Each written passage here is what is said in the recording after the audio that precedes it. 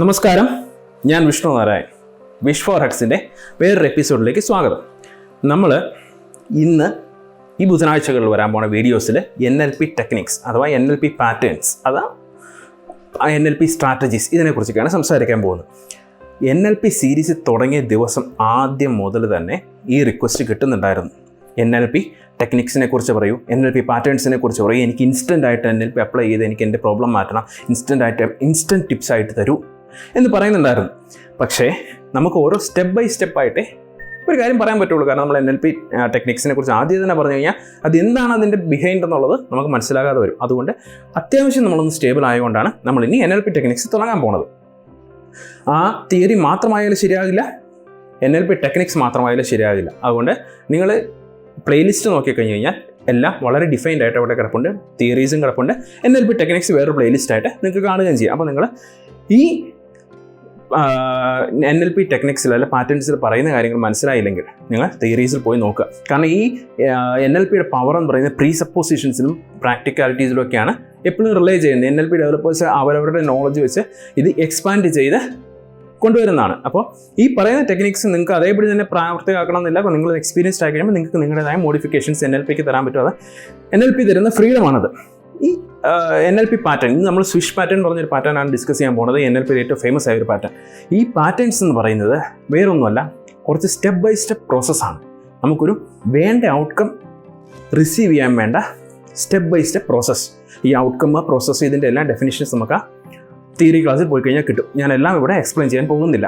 കഴിവതും ഞാൻ ടേംസ് ഉപയോഗിക്കാതിരിക്കാൻ ശ്രമിക്കാം. പക്ഷേ അത് പോയി റിസർച്ച് ചെയ്ത് പോണ്ടർ ചെയ്ത് കണ്ടുപിടിക്കുക എന്ന് പറയുന്നത് നിങ്ങളുടെ റെസ്പോൺസിബിലിറ്റിയാണ്. നിങ്ങൾ പോയി കാണുക. ഈ വീഡിയോസ് മാത്രമായിട്ടാണ് ആദ്യം കാണുന്നതെങ്കിലും നിങ്ങൾക്ക് ഇത് മാക്സിമം ബെനിഫിറ്റ് ആകാൻ വേണ്ടിയിട്ടാണ് ഞാൻ ഈ ഇൻട്രൊഡക്ഷൻ പറയുന്നത് തന്നെ. ഇനി ഇത് NLP പാറ്റേൺസ് തുടങ്ങുന്നതിന് മുമ്പ് തന്നെ പറയട്ടെ, ഇത് ഒരിക്കലും ഒരു പ്രൊഫഷണൽ ഹെൽപ്പിന് പകരമാകില്ല. അതായത് ഒരു മെഡിക്കൽ ഹെൽപ്പോ അല്ലെങ്കിൽ ഒരു സൈക്കാട്രിക് അല്ലെങ്കിൽ ഒരു സൈക്കോളജിക്കൽ ഹെൽപ്പോ സൈക്കോളജിക്കൽ ഡയഗ്നോസിസോ അല്ലെങ്കിൽ ഒരു ട്രീറ്റ്മെൻറ്റോ അല്ലെങ്കിൽ ഒരു പ്രൊഫഷണൽ ഉപദേശത്തിനോ ഒരിക്കലും ഒരു പകരമാകില്ല ഇത്. കാരണം നമുക്കിത് റിലീഫ് തരും എന്നുള്ളത് വാസ്തവമാണ്. പക്ഷേ മരുന്നെടുക്കേണ്ട കാര്യങ്ങൾ ഞങ്ങൾ മരുന്നെടുത്ത് തന്നെ തീരുമാനിക്കണം. എൻ്റെ നോളജ് അനുസരിച്ച് ഞാനിത് എക്സ്പ്ലെയിൻ ചെയ്തു തരാം. നിങ്ങൾക്ക് ഓരോ പ്രാക്ടീഷണേഴ്സ് ചെല്ലുമ്പോഴും ഓരോ രീതിയിലായിരിക്കും ഇത് വരുന്നത്. കാരണം അത് ഈ സ്വിഷ് പാറ്റേൺ തന്നെ നമ്മളിപ്പോൾ ഇവിടെ പറയുന്ന പോലെ ആയിരിക്കില്ല ഒരു പ്രാക്ടീഷണർ നമ്മളെ സ്വിഷ് ചെയ്യുമ്പോൾ ചെയ്യുന്നു. ഞാൻ പ്രാക്ടീഷണറായിട്ട് ഒരാളെ സ്വിഷ് ചെയ്യുമ്പോൾ ഞാൻ ഈ പറയുന്ന പോലെ അല്ല ചെയ്യുന്നത്. ഇത് നമുക്കെല്ലാം സ്വയം ചെയ്യാൻ പറ്റുന്ന രീതിയിലാണ് ഇവിടെ പറഞ്ഞിരിക്കുന്നത്. ഒരു പാറ്റേൺ നമ്മൾ ചൂസ് ചെയ്ത് കഴിഞ്ഞ് കഴിഞ്ഞാൽ അതിലെ ഓരോ സ്റ്റെപ്പിൽ കൂടെ നമ്മൾ കെയർഫുള്ളായിട്ട് പോകണം. ഈ സ്റ്റെപ്പിന് ബിഹൈൻഡുള്ള വിസ്ഡം എന്ന് പറയുന്ന NLP പോയി നോക്കുക. ഈ ലോജിക്ക് എവിടെയാണെന്നുള്ളത് നമുക്കറിയണമെങ്കിൽ അതിനുള്ള തിയറീസ് ഓൾറെഡി മറ്റേ പ്ലേലിസ്റ്റിൽ പോയിട്ട് നോക്കുക. നമ്മൾ എക്സ്പ്ലോർ ചെയ്യുക, അണ്ടർ കവർ ചെയ്യുക. ഓക്കെ, അണ്ടർ കവർ ചെയ്തിരിക്കുന്ന കാര്യങ്ങൾ എക്സ്പ്ലോർ ചെയ്യുക. ഇനി ഇന്ന് ഡിസ്കസ് ചെയ്യാൻ നമ്മൾ സ്വിഷ് പാറ്റേൺ ആണ്. സ്വിഷ് പാറ്റേൺ എന്ന് പറയുന്നത് ഒരു ഓട്ടോമാറ്റിക്കായിട്ട് നമ്മുടെ മനസ്സിൽ വരുന്ന ചിന്തകൾ, നമ്മുടെ ഹാബിറ്റ്സ്, സ്മോക്കിംഗ് പോലുള്ള ഹാബിറ്റ്സ്, ക്രോണിക് സ്മോക്കിംഗ് അല്ല, നമ്മൾ ഒരു ഹബിച്വൽ സ്മോക്കിംഗ് ആണെങ്കിൽ നമുക്ക് നടക്കില്ല. നമ്മൾ ഒക്കേഷണൽ സ്മോക്കിങ്ങോ സോഷ്യൽ സ്മോക്കിങ്ങോ അങ്ങനെയുള്ള നമുക്ക് വിട്ട് മാറണം എന്ന ആഗ്രഹമുള്ള സ്മോക്കിംഗ് ഹാബിറ്റ്സ്, ആങ്കർ മാനേജ്മെൻറ്റ്.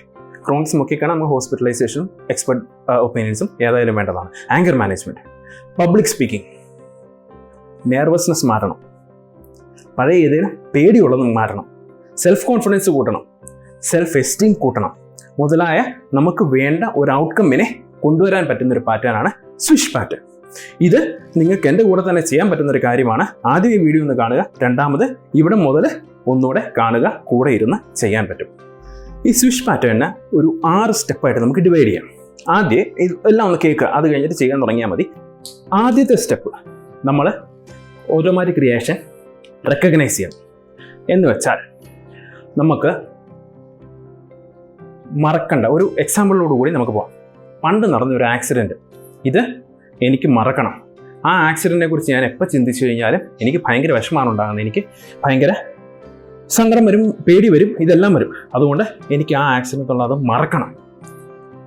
അത് ഒരു റിയാക്ഷൻ എന്ന് വെച്ചാൽ നമുക്കത് മറക്കേണ്ട കാര്യം. ഇനി വേറൊരു കാര്യം കൂടെ ഓർത്ത് വെക്കുക, നമുക്ക് ഏറ്റവും കൂടുതൽ സന്തോഷം വരുന്നൊരു കാര്യം, എന്ത് കാര്യമായിക്കോട്ടെ. ഇപ്പോൾ നമ്മുടെ മാരേജ് ആകാം, ഫ്രണ്ട്സിനെ കണ്ടുമുട്ടിയതാകാം, അല്ലെങ്കിൽ കുട്ടി ഉണ്ടായതാകാം, ഏതാണേലും നമുക്ക് ഏറ്റവും കൂടുതൽ സന്തോഷം വരുന്നൊരു കാര്യം ഓർത്തു വെക്കുക.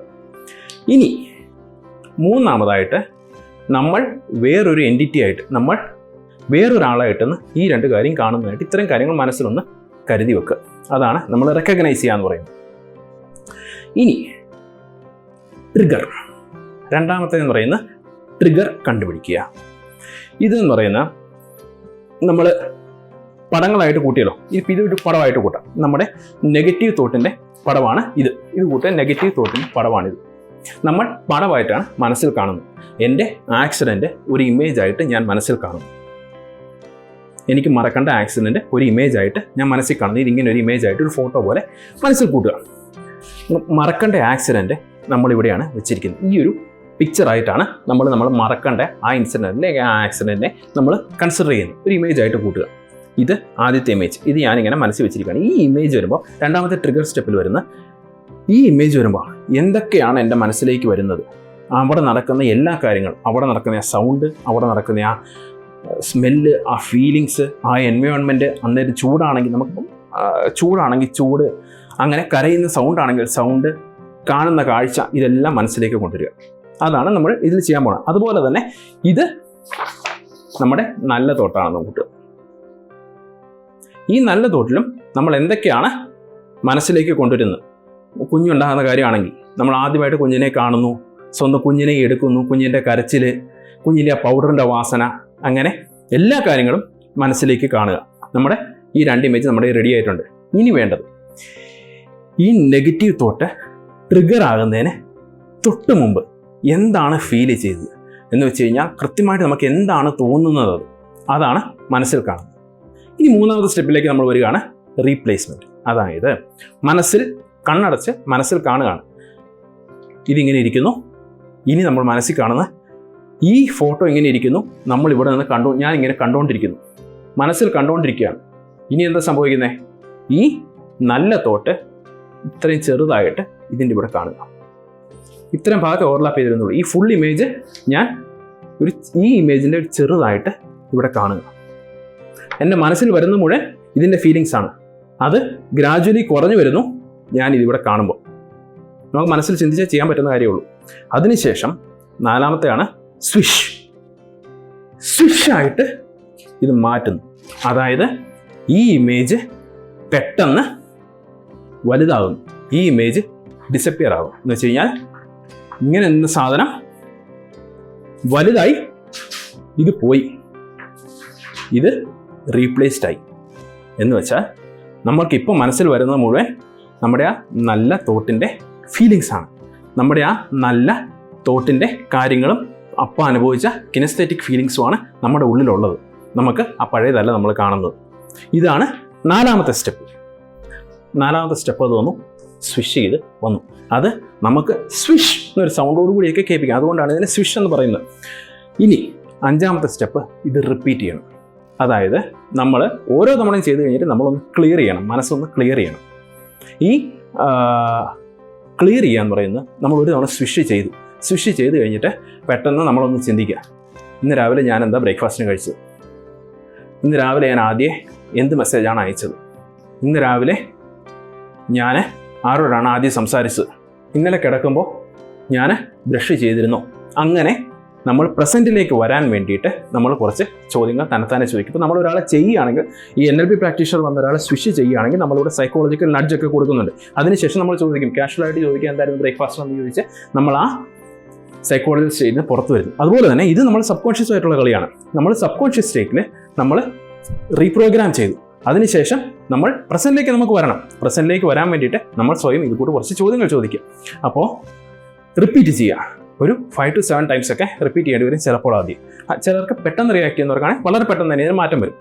അപ്പോൾ എന്താ സംഭവിക്കുന്നതെന്ന് വെച്ച് കഴിഞ്ഞാൽ, നമ്മളെപ്പോൾ ഈ നെഗറ്റീവ് ചിന്തകളെ, ഈ നമ്മൾ മറക്കാൻ ആഗ്രഹിച്ച കാര്യത്തെക്കുറിച്ച് ചിന്തിക്കുന്നോ, അന്നേരം മുഴുവൻ നമുക്ക് ഈ പോസിറ്റീവ് വൈബാണ് വരുന്നത്. നമുക്ക് വേണ്ടത്ര ശ്രദ്ധ അല്ലെങ്കിൽ വേണ്ടത്ര ആ ഒരു ഗ്രാവിറ്റി ആ പഴയ നെഗറ്റീവ് സിറ്റുവേഷനിലേക്ക് വരുന്നില്ല. നമുക്ക് എന്തോ ഒരു ബ്ലോക്ക് അവിടെ വരുന്നുണ്ട്. നമുക്ക് ആ മനസ്സിൻ്റെ ഭാരം വീണ്ടും വരില്ല. ഇനി ഇത് ടെസ്റ്റ് ചെയ്ത് നോക്കൂ. ചെയ്ത് കഴിഞ്ഞിട്ട് ഇനി ഇത് ടെസ്റ്റ് ചെയ്ത് നോക്കാം. ടെസ്റ്റ് ചെയ്ത് നോക്കുമ്പോൾ ഓരോ തവണ നമ്മൾ മൈൻഡ് ഒന്ന് റീസെറ്റ് ചെയ്തിട്ട്, അതായത് ചോദ്യങ്ങളെല്ലാം ചോദിച്ച് റീസെറ്റ് ചെയ്തിട്ട് 6th സ്റ്റേജ് ആയിട്ടുള്ള ടെസ്റ്റിംഗ് ചെയ്യാം.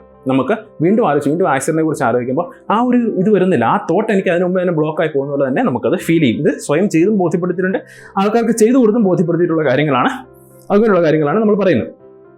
ഇനി ഇതിൽ അഡീഷണൽ ആയിട്ട് പറയാൻ പറ്റുന്ന ഈ സ്വിഷ് എന്ന് പറയുന്ന നിങ്ങളുടേതായ രീതിയിൽ നിങ്ങൾക്ക് ഇംപ്രവൈസ് ചെയ്യാൻ പറ്റും. വളരെ എക്സ്പീരിയൻസ്ഡ് ആയി കഴിഞ്ഞാൽ നിങ്ങൾക്ക് എന്താ പറയുക, ബ്ലാക്ക് ആൻഡ് വൈറ്റ് ഇമേജിനെ കളർ ഇമേജ് ആക്കുക, മൂവിങ് ഇമേജിനെ സ്റ്റിൽ ഇമേജ് ആക്കുക, സ്റ്റില്ലിനെ മൂവിങ് ആക്കുക, അതൊക്കെ നമുക്ക് വേറെ പ്രോസസ്സായിട്ട് പറയുമ്പോൾ ഒത്തിരി പറഞ്ഞ് കൺഫ്യൂസ് ചെയ്യിക്കുന്നില്ല. അഡീഷണൽ ഒന്നും നോക്കണ്ട. ഈ 6 സ്റ്റെപ്സ് 6 സ്റ്റെപ്പുകൾ നിങ്ങൾ ചെയ്ത് നോക്കുക, നിങ്ങൾക്ക് മാറ്റം വരും. നിങ്ങളുടെ എന്താണ് നിങ്ങൾക്ക് സംഭവിച്ചതെന്നുള്ളത്, എന്താണ് മാറ്റം വന്നതെന്നുള്ളത് നിങ്ങൾ കമൻറ്റ് ബോക്സിൽ രേഖപ്പെടുത്തിയാൽ ബാക്കിയുള്ളവർക്കും അതൊരു ഇൻഫർമേഷൻ ആകും. അപ്പോൾ ഇനി ബുധനാഴ്ചകളിൽ നമുക്ക് NLP ടെക്നിക്സ് ആയിട്ട് മുന്നോട്ട് പോകാം, തിങ്കളാഴ്ചകളിൽ NLP ക്ലാസ്സസ് ആയിട്ടും പോകാം. ഫ്രൈഡേ വീഡിയോസ് നമ്മൾ ഉടനെ റെസ്യൂം ചെയ്യുന്നതാണ്. പുതിയൊരു ഇനിഷ്യേറ്റീവായിട്ട് നാനോ വീഡിയോസും കൂടെ ഡെയിലി ഡോസിൽ നമുക്ക് വരുന്നുണ്ട്. അതിൻ്റെ ഡീറ്റെയിൽസ് പുറകെ വരുന്നതാണ്. അപ്പോൾ stay happy, keep smiling, bye bye.